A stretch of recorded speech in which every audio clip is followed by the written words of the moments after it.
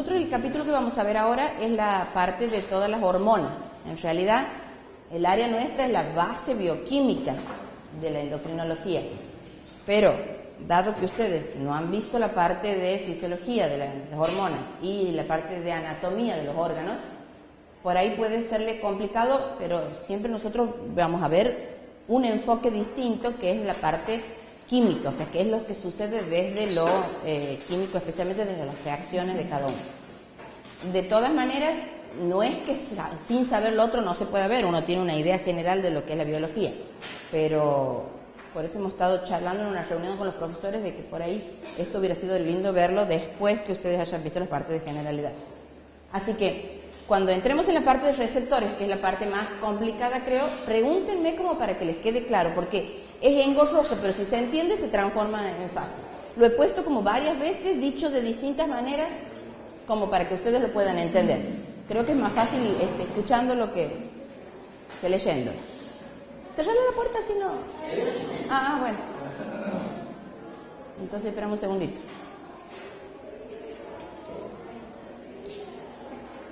Hola, pónganse de este lado si quieren que vamos, se va a ver mejor me parece, no somos muchos creo.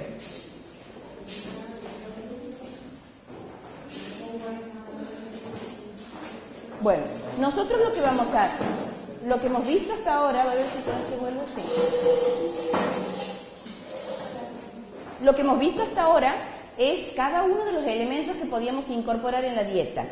Y en la clase anterior hemos visto más o menos qué pasa cuando en una dieta, en un alimento, se incorporan las tres cosas juntas, más los minerales, más el agua. Cuando sube uno, aplasta el otro, eso sería un sistema de regulación. En general y en términos, digamos, no muy específicos de cada una de las cosas, cuando hay un catabolismo de algo, está inhibido el anabolismo de lo mismo. O sea, si yo estoy destruyendo proteína, el organismo no está construyendo proteína. Lo mismo pasa con la glucosa. Si la está destruyendo en glucólisis, no puede estar necesariamente construyéndola por una gluconeogénesis, no la necesita. Entonces, eso, al hablar de qué sucede en un caso y qué sucede en el otro, estamos hablando de un fenómeno de regulación. El organismo tiene un sistema de regulación que es muy detallado y muy preciso y que participa en una serie de compuestos químicos. Uno después de estudiar esto hasta se maravilla de cómo es el sistema de regulación, que algunos dicen que todo es al azar. Qué bárbaro el azar, porque uno llega hasta una precisión que sorprende, ¿no? El otro poquito, hace tiempo escuchábamos una charla donde decía justamente desde la ciencia cómo se llega a Dios. Bueno, el que lo definía desde la filosofía y desde la química más que desde la bioquímica. Y un poco llegaba esto y decía, a ver, yo te doy nada más que 4 aminoácidos, armame 7 millones de proteínas, a ver si puedes. Ni el mejor ingeniero en computación podría hacer una cosa así. Bueno, cuando uno entra a ver los detalles de los sistemas de regulador, de los receptores, de cómo es, uno también se maravilla de lo que se puede hacer. Hasta dice qué complejo que es, y esto que se haya armado solo es como que nos queda un poco la duda. Tan perfecto y tan bien organizado. Bueno, entonces lo que vamos a ver es cómo hace el organismo para decirle, fabrique glucosa, pare de fabricar, ahora segregue insulina, pare de segregar. Todo es un sistema de control. Ese sistema de control es un sistema de comunicación. Le tengo que avisar al órgano que fabrique, le tengo que avisar al órgano que deje de fabricar. Algo que es esa señal que va a llevar es el sistema de comunicación o de control remoto. ¿Por qué de control remoto? Porque en el caso de las hormonas, que es nuestro tema de hoy, es a la distancia, sin necesidad a veces de llegar al mismo lugar, el órgano efector o célula diana, que también se llama, donde se va a ver el efecto. ¿Quiénes son los encargados de estos sistemas de controles? El sistema nervioso y el sistema endocrino. En los dos casos es un sistema de comunicación. En la parte nerviosa es un sistema de comunicación rápida que se conecta o se interrelaciona con los distintos componentes del organismo. Hay una comunicación.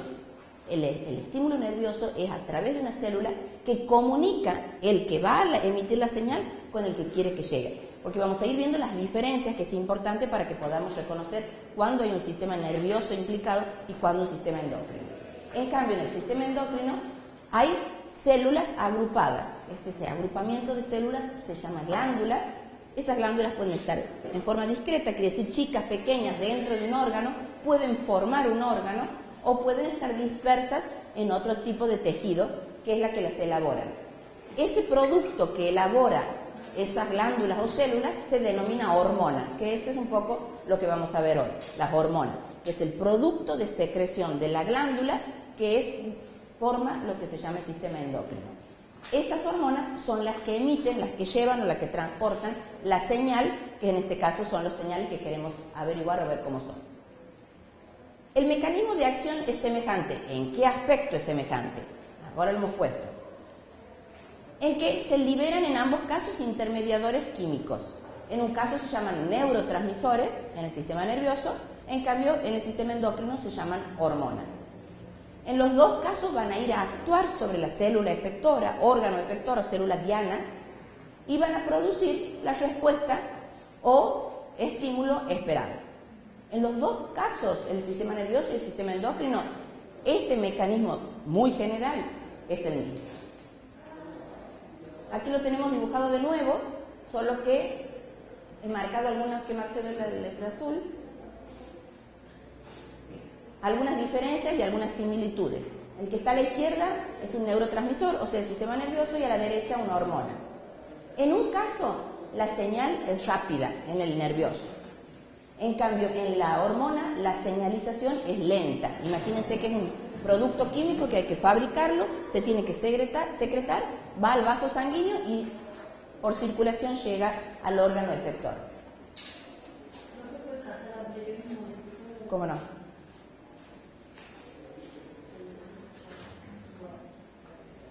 Igual se los pongo.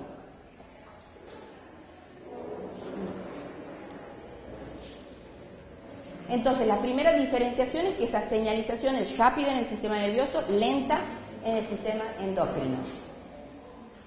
La señal se puede hacer a larga distancia, hemos dicho, porque va vehiculizado por sangre y podemos tener en un lugar el órgano secretor de la hormona y el órgano secretor ejecutor de la señal puede estar lejos, como es por ejemplo las hormonas de hipófisis que pueden ir a ovarios o en el caso de los testículos en el hombre.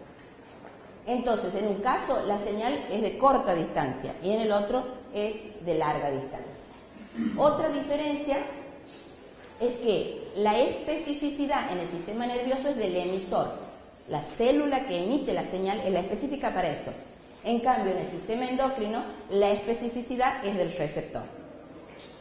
Lo fabrica la glándula, baña todos los órganos que van por circulación, pero solo actúa en la célula que corresponde, o sea, la especificidad es la diferencia entre los dos sistemas. Y lo último, coordina respuestas rápidas y precisas. En cambio, en la parte hormonal, las respuestas pueden ser, también hay cortas, de larga duración. ¿Sí? Entonces, para hacer una comparación entre el sistema endocrino y el sistema nervioso, aquí tienen ya 4 características distintas. Esas son las diferentes. Lo anterior era un poco más lo parecido, en que se podemos considerar que son iguales. Esto es simplemente para entender conceptos distintos. Las glándulas son de secreción, secretan compuestos. En el caso que vamos a ver son hormonas.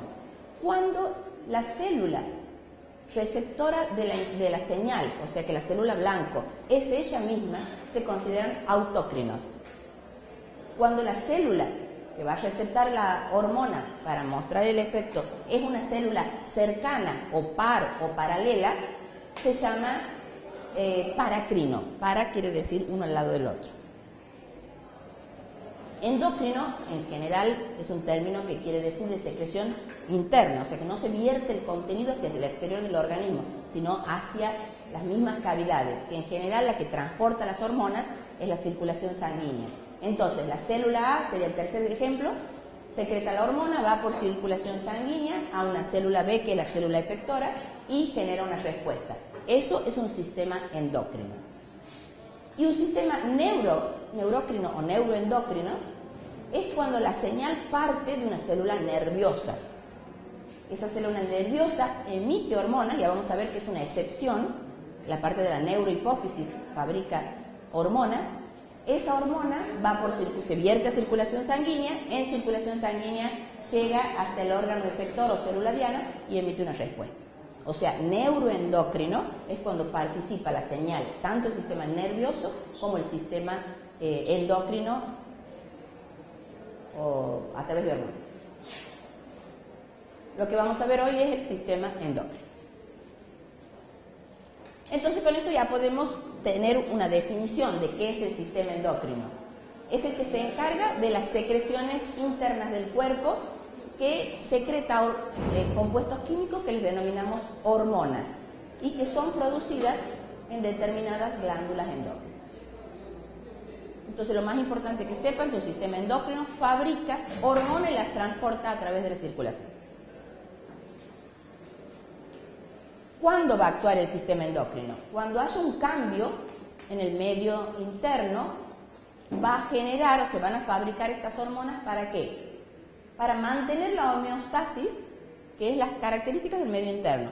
Esas concentraciones de azúcar, de iones, todos son los síntomas que hacen que el sistema endocrino funcione para tratar de evitar esas modificaciones. Y por otro lado, regula el crecimiento y el desarrollo. Esas serían las dos funciones importantes de las hormonas o del sistema endocrino. ¿Dónde encontramos a estas hormonas? Las hormonas pueden sintetizar. Estas hormonas que fabrican las hormonas pueden estar unidas y forman un órgano entero ellas mismas. Y ese sería el ejemplo de la tiroides. Pueden ser una parte de un órgano, tener algunas células secretoras de hormonas, como es en el caso del testículo. O pueden estar aisladas, distribuidas en un órgano o en estructuras diferentes, como es en el caso de células secretoras de hormonas que están en el intestino. ¿Cuál es la necesidad que tengan esa característica? Es que tienen que tener sangre. Y todos ellos, porque hemos dicho que las hormonas se secretan en sangre para ser vehiculizadas. O sea, todos estos órganos siempre van a tener mucho vaso sanguíneo, que es a donde se va a verter o se va a poner esa secreción por parte de esta célula. Entonces, redondeando de nuevo y repitiendo, hay un estímulo que puede ser, por ejemplo, baja de glucosa, va a activar una glándula que va a ser el páncreas y va a emitir una fabricación de la síntesis primero y la liberación de una hormona. Imaginemos que hemos dicho baja de glucosa, por lo tanto puede ser glucagón o insulina. Van para el mismo lado, o sea, es más fácil acordarse. Sube la glucosa, sube la insulina. Baja la glucosa, baja la insulina, o sea, sube el glucagón. Entonces, se sintetiza y se libera a circulación la hormona necesaria para corregir esa modificación metabólica que ha generado la señal. Luego, esa hormona que se ha fabricado se libera a torrente sanguíneo y va a través de sangre, ¿a dónde? A acoplarse con el receptor específico en el órgano donde debe actuar. ¿Y cuál es el objetivo? Evidenciar la acción de esa hormona. O sea, en este caso sería, por ejemplo, ¿qué haría el glucagón? For glucógenolisis, especialmente. Este estaría dibujadito el mecanismo de la acción hormonal, donde tenemos arriba una célula productora de la hormona. Ahí está ejemplificado con una manera que es la exocitosis. Ustedes la habrán visto o no, que se forman vesículas después que le engloba la secreción, el producto químico que es la hormona, y la elimina. O directamente como el de abajo, que está simplemente por difusión probablemente pasiva a través de la membrana. Va a circulación, que sería este dibujo de la derecha, y van a encontrarse con la célula donde tiene que ejercer la acción. Y está dibujada de dos maneras.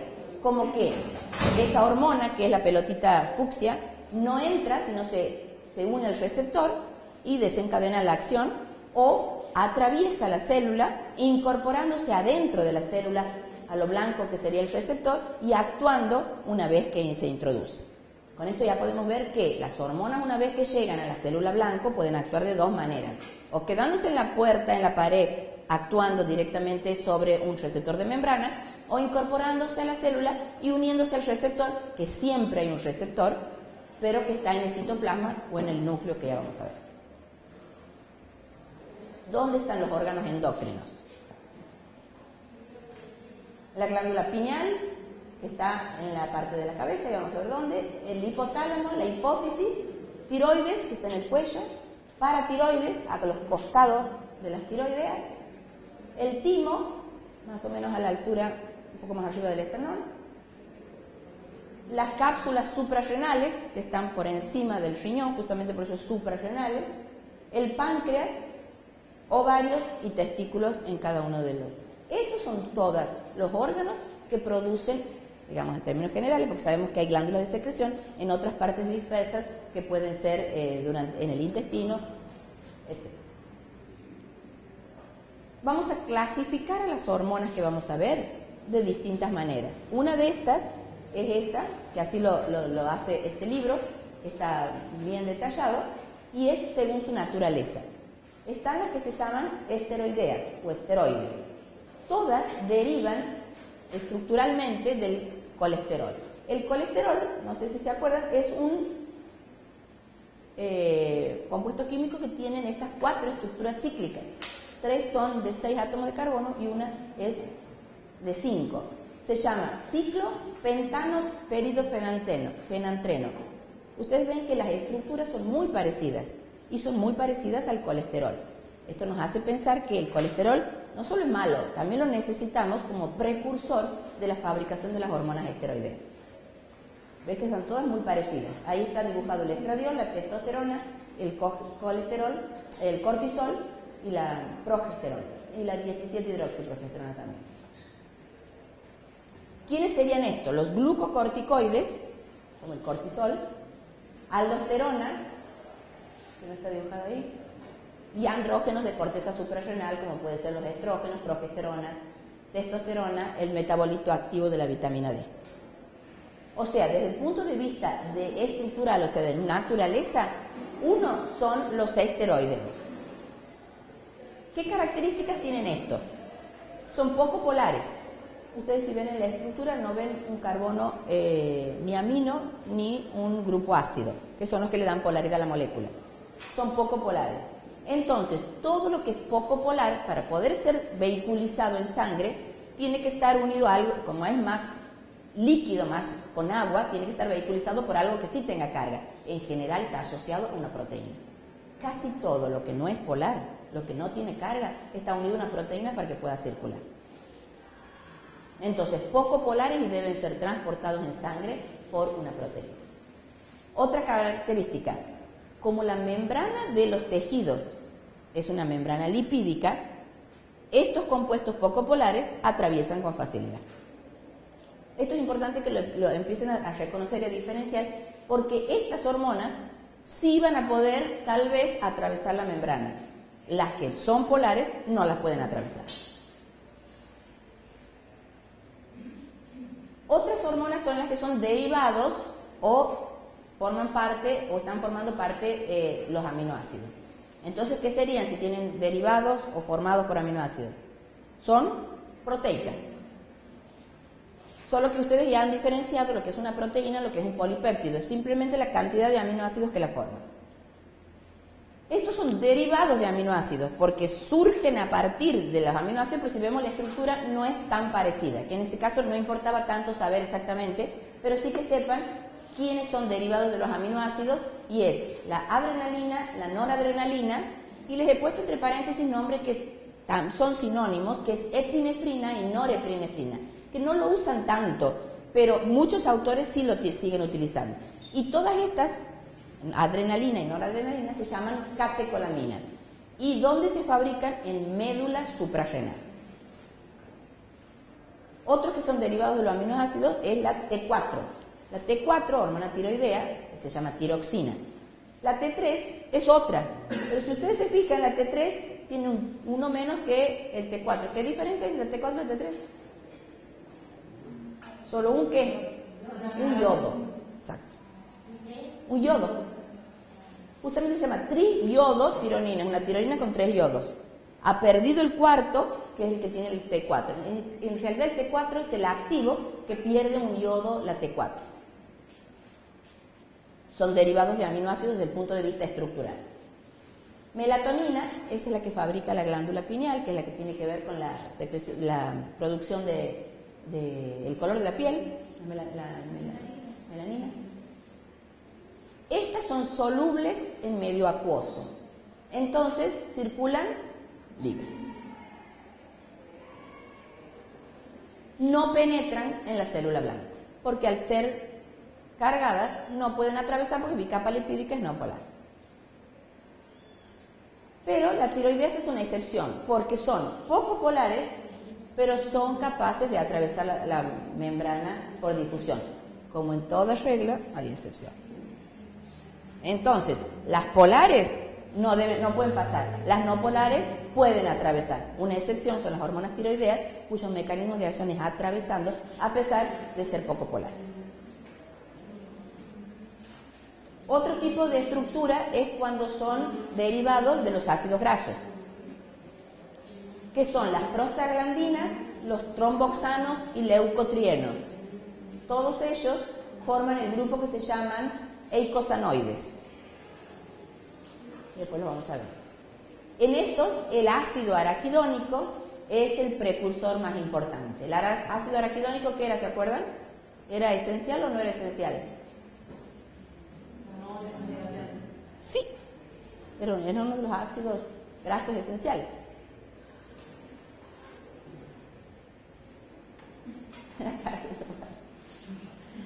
¿Qué tipo de acciones eran? Autócrino y parácrino, y esto hemos visto que tiene que ver con la célula de acción de su propia secreción. Y ahora más, digamos, como proteínas de poca cantidad de aminoácidos, o sea, péptidos, tenemos todos los factores reguladores del hipotálamo, que eso lo vamos a ver hoy, vasopresina y oxitocina, que también son fabricadas por hipotálamo, el ACTH, la melanocito estimulante, glucagón del páncreas, gastrina, secretina, pancreosimina, calcitonina de tiroides, todos esos son péptidos y no proteínas por la cantidad de aminoácidos que la forman. Y las proteínas, como las paratiroideas, FSH, LH, TSH, la hormona de crecimiento de adenohipófisis, insulina del páncreas, simplemente para dar algunos ejemplos. O sea, péptidos o proteínas.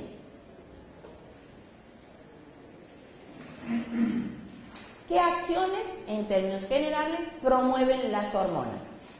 Sistema de transporte.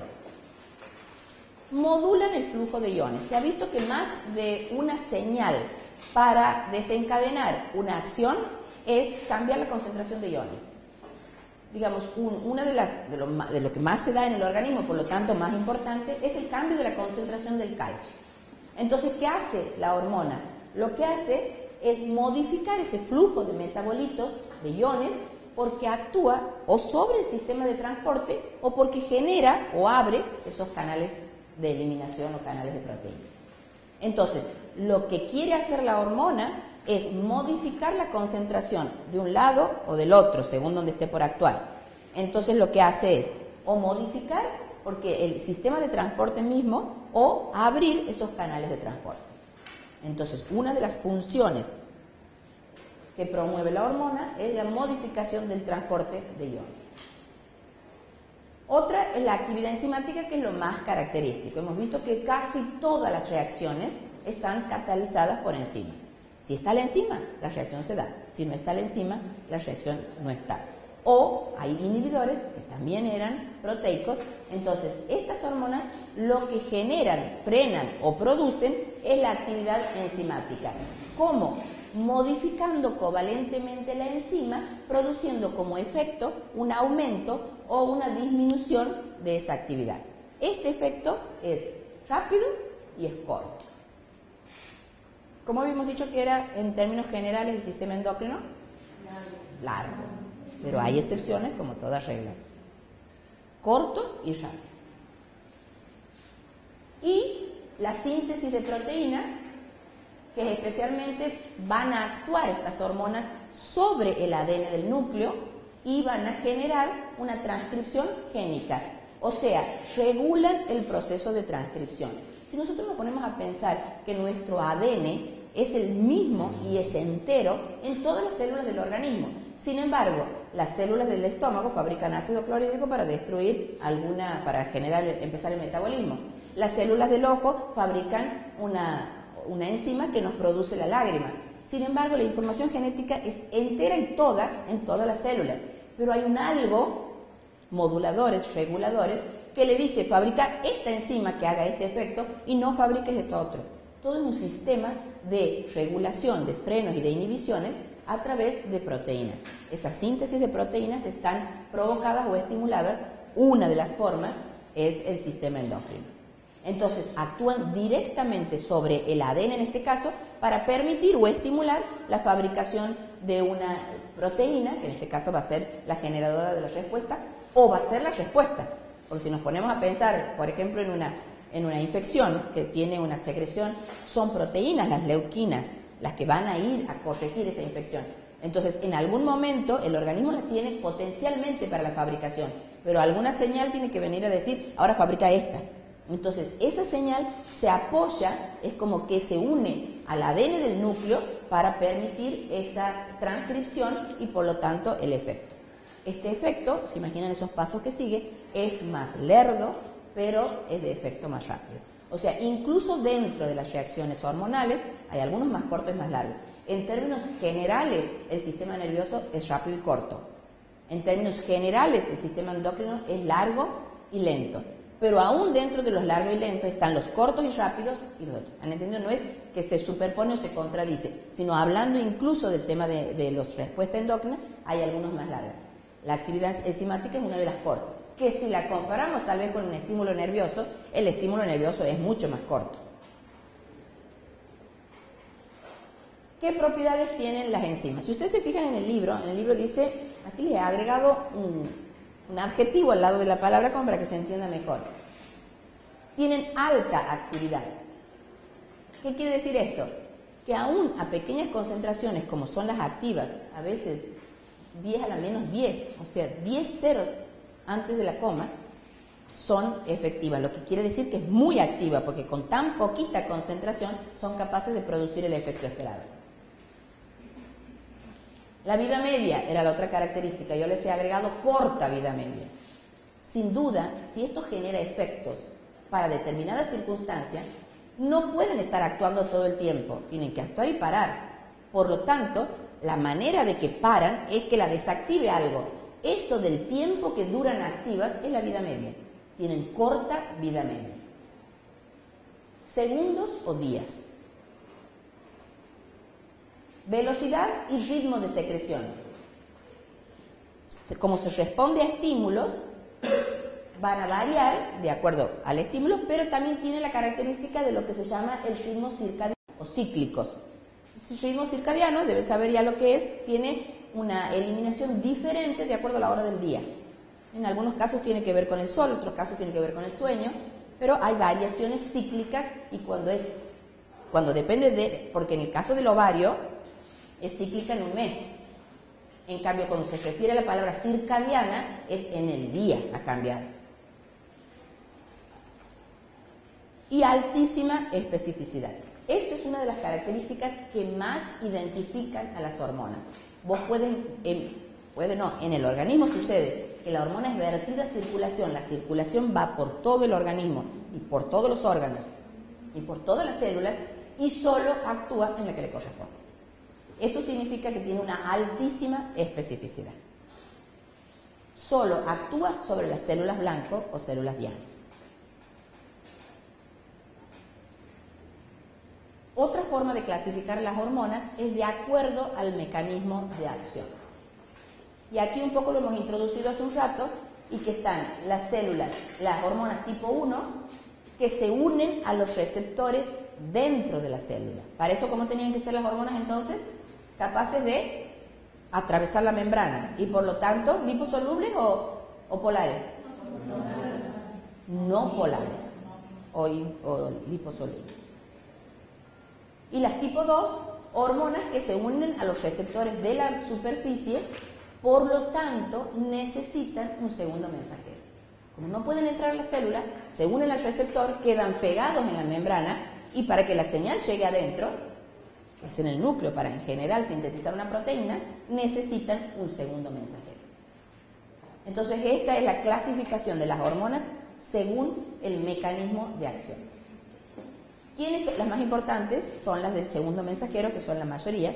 ¿Y quiénes son esos segundos mensajeros? Sería el compuesto químico que se fabrica luego de pegarse a la membrana y activar o desencadenar la fabricación de otro compuesto, que pueden ser el AMP cíclico, los fosfatidilinositoles, GMP cíclico, sinasa o cascada de fosfatasa.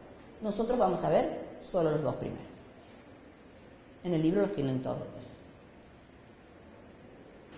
Entonces, resumiendo un poco lo que hemos visto, podemos caracterizar a las hormonas en dos grupos.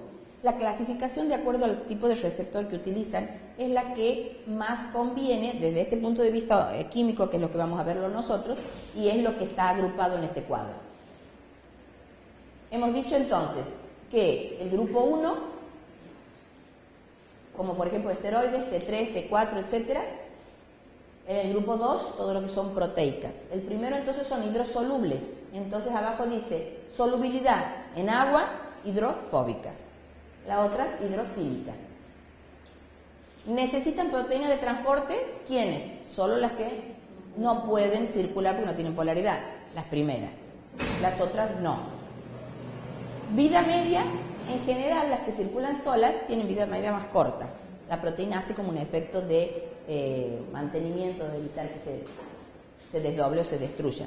Entonces la vida media es larga en las de hidrosolubles, liposolubles, y es corta en el otro grupo.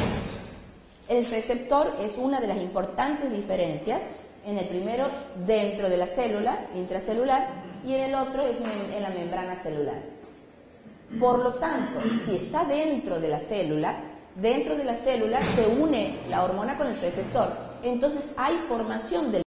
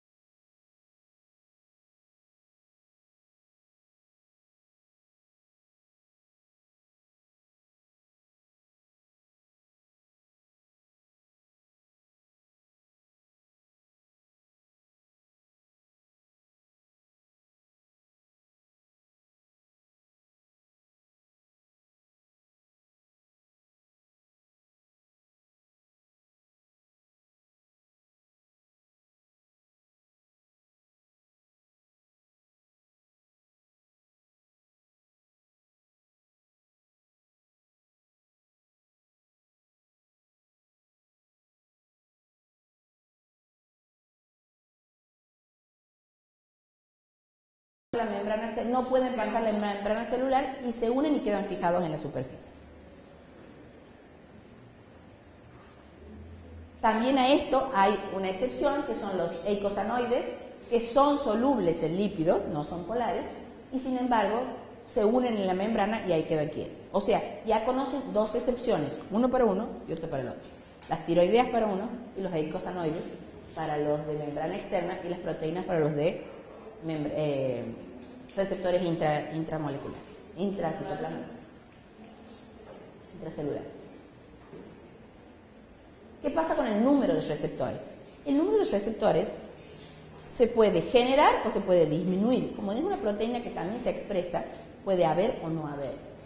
Entonces, es importante que entiendan esto, que depende de la situación fisiológica. Creo que nosotros en alguna otra materia hemos hablado de lo que es la tolerancia, donde se fabrica mucho y de tanto haber genera como un rechazo ¿qué es lo que le pasaba a la tolerancia a la glucosa en los casos de cáncer, como hemos dicho? Se fabrica tanto por la gluconeogénesis que la glucosa deja de poder reconocerla y no la usa. Es una tolerancia. Entonces, el número de receptores va a variar de acuerdo al estado fisiológico. Va a haber un aumento sostenido de la cantidad de receptores cuando la hormona haya o no haya. O sea, el organismo lo que trata es de hacer un sistema efectivo. Entonces, va a fabricar mucho cuando haya poco para que la hormona le encuentre más rápido. Cuando haya mucha hormona, no va a necesitar tanto receptor y baja la cantidad. Además, como no se puede, por más hormona que haya, el efecto subirlo por la hipérbola hasta determinado punto, no tiene sentido. Entonces, la cantidad de receptores va a depender de eso. Y le llamamos down regulation o desensibilización cuando un aumento de la hormona en forma sostenida, cuando hay mucho, provoca una disminución de los receptores disponibles. Esto es muy parecido a lo que les pasa en la insulina resistencia. La insulina es una hormona que se tiene que unir a un receptor y lo que se cree que la falla sería de los receptores de la insulina. Entonces, una persona que come muchísimos hidratos de carbono durante muchos años, entonces ese hígado está como demasiado expuesto a una liberación de insulina. Esa insulina, es un aumento sostenido de la hormona, va a provocar en las células una disminución del número de receptores por esa tolerancia en capacidad del receptor unirse a la insulina. Es una regulación hacia abajo o desensibilización. Al revés, una deficiencia de una hormona aumenta el número de receptores como un mecanismo de defensa del organismo de tratar de captar lo poquito que hay. Se llama upregulation.